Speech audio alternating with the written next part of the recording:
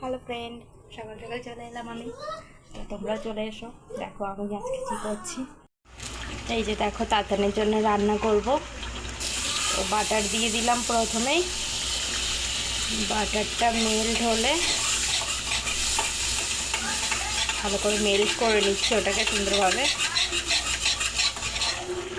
তো এখানে আমি মাছের মধ্যে হলুদ মাখিয়ে রেখেছি, শুধু হালকা একটু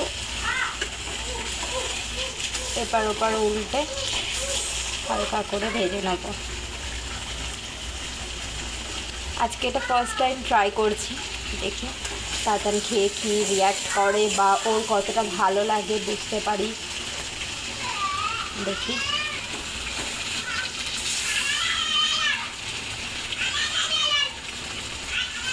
তাতানের সাথে খেলছে রিজু দাদা।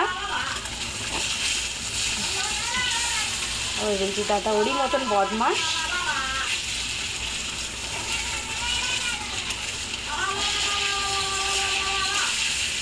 মাছটা হালকা করে আমার ভাজা হয়ে গেল, এই বেশি আর ভাজবো না।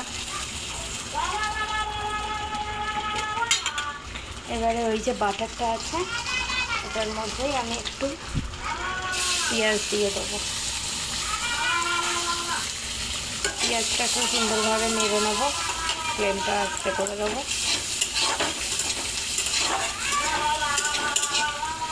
পেঁয়াজটা একটু ভাজা ভাজা হয়ে গেছে, দেখতে পাচ্ছ। এবারে একটু রসুন থেতো করে রেখেছি, ওটাকেও দিয়ে দিলাম, যেন কোনো আষ্টে গন্ধ না থাকে।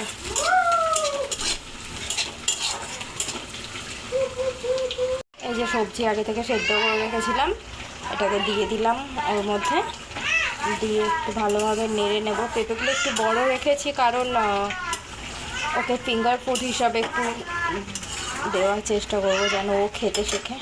এবার মাছটা এতে দিয়ে দেবো, ভালোভাবে সেদ্ধ করবো মাছটাকে ওতে দিয়ে। ভালোভাবে মাছটা ওর মধ্যে সেদ্ধ হোক, অনেকক্ষণ ধরে সেদ্ধ করতে হবে, যেহেতু মাছটা আমার ভালো করে ভাজাও নেই, সুন্দরভাবে হোক ওর। এইদিকে আমাদের তরকারি হচ্ছে,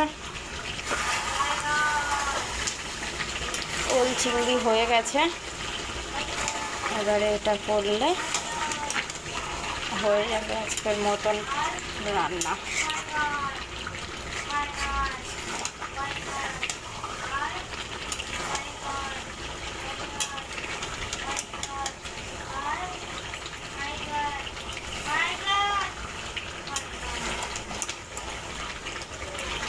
যে দেখতে পাচ্ছ তেল ছেড়েছে কতটা,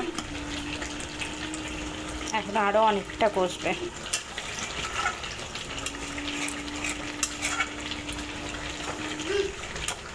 তেলটাকে সুন্দরভাবে ভাজা হচ্ছে, কষা হচ্ছে এইভাবে। তো আজকে এতটাই, বাই।